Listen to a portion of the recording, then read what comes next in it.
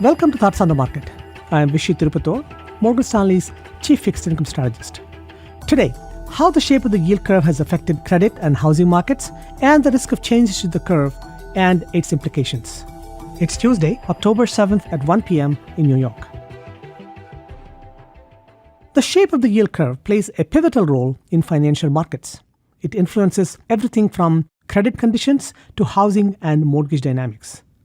And you've been hearing on the show for some time about more Fed rate cuts coming. Our economists expect 25 basis point rate cuts at the next three meetings, that is October, December, and January, and then two more in April and July of next year. What does this mean to the shape of the curve? Our high conviction call has been that investors should position for a steeper yield curve. Why does the curve matter? It is not just a macro signal. It's a transmission mechanism that shapes pricing, risk appetite, and sector flows. Take life insurance, for example. A steeper curve has turbocharged demand for fixed annuity products, which in turn drives flows into spread assets like corporate and securitized credit. Insurance demand has become a powerful technical in credit markets. This year's steepening has been led by falling front-end yields. For example, two-year treasuries are down about 60 basis points, significantly outpacing the 40 basis point drop in 10-year yields and just 5 basis point drop in 30-year yields. That front-end move reflects shifting rate expectations and offers relief to highly leveraged issuers who rely on short-term funding. But longer-dated yields remain sticky, keeping all-in borrowing costs elevated.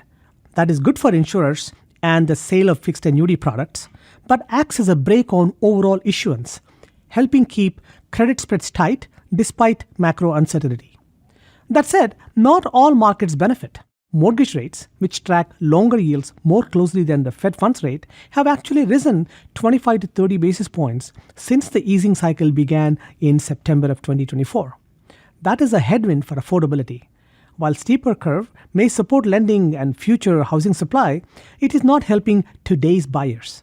A flatter curve with lower long-end yields would offer a more meaningful relief, but that is clearly not our base case. Bottom line, rate cuts matter, but the shape of the curve may matter even more. A steeper curve is a tailwind for credit, but a headwind for housing, and a reminder that not all markets move in sync. Thanks for listening. If you enjoy the show, please leave us a review wherever you listen and share Thoughts on the Market with a friend or colleague today. The preceding content is informational only and based on information available when created.